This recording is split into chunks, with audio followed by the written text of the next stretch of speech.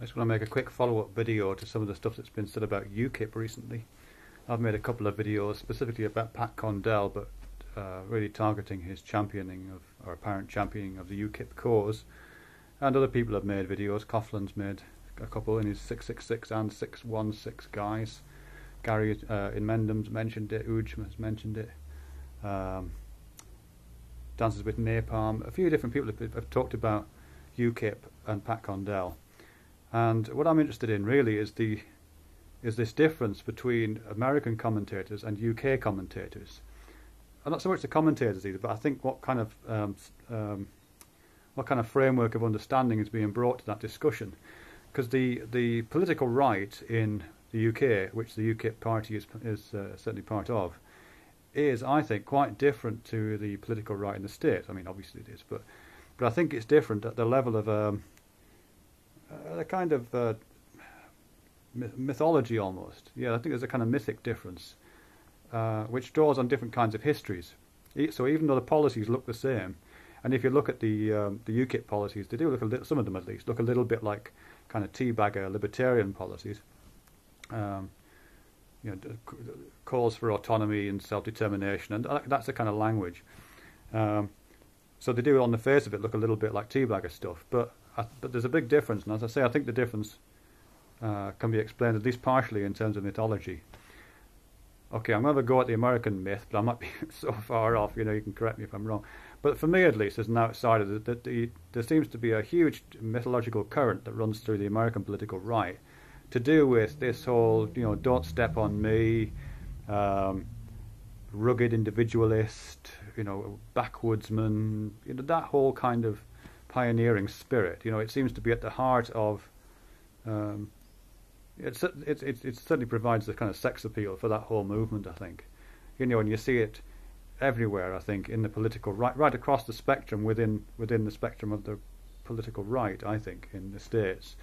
From the extreme right in the Montana militia or whatever they're called, and the kind of separatist, the various white separatist movements out that way, right through to neocon, Cheney shooting somebody in the face and calling waterboarding a dunk in the water.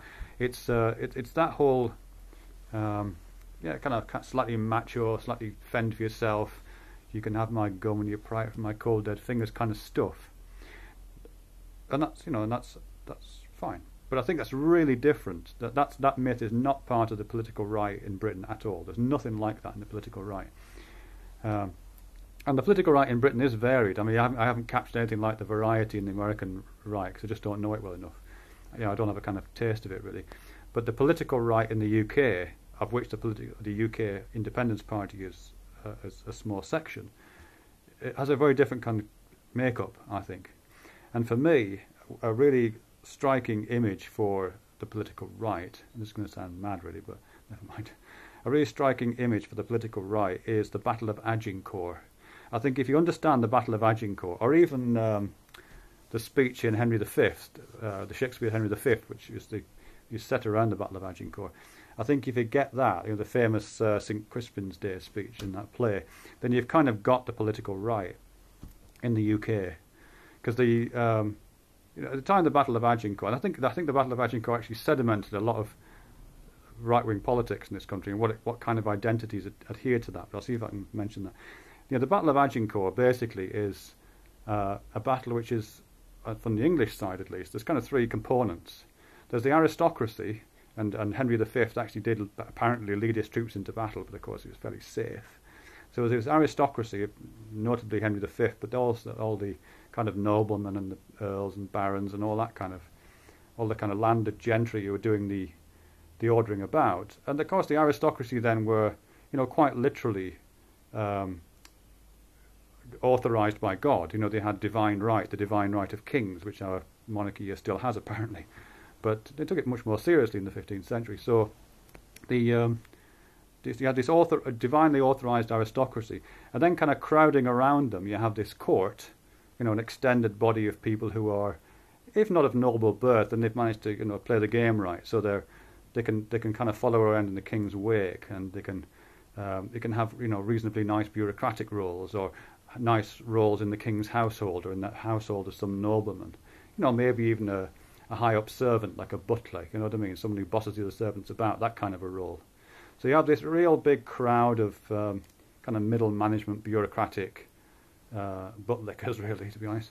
And then beneath that, you have the rank and file. You have the massive armies ranked against the French at the Battle of Agincourt, who are, classic English yeomanry stock. Guys who are, basically part of a feudal system, complete, forelock pulling, salt of the earth, do as you're told, fight for king, god and country stuff, and those are the guys who fought the battle.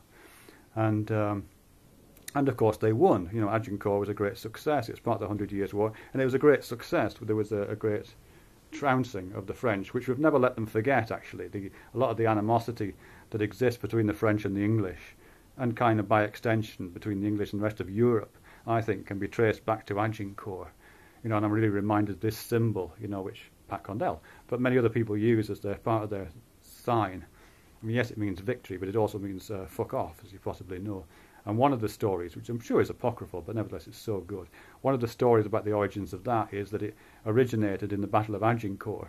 That basically, if a French archer, because it was a battle fought largely with longbows, if a French archer was captured, they would cut his fingers off, these two fingers, so he couldn't pull the string back on his bow. And so the English would jeeringly waggle their fingers at the French army like this, saying, look, we've got our fingers and you haven't got yours. And it became like a kind of fuck off, we've got our fingers thing. I don't know if that's true or not, but it's such a good story. Anyway, as I say, that moment in English history, I think, sedimented a particular victory. And it's one we keep trouncing out, at V-Day after the end of the Second World War, and when we won the World Cup in 1966.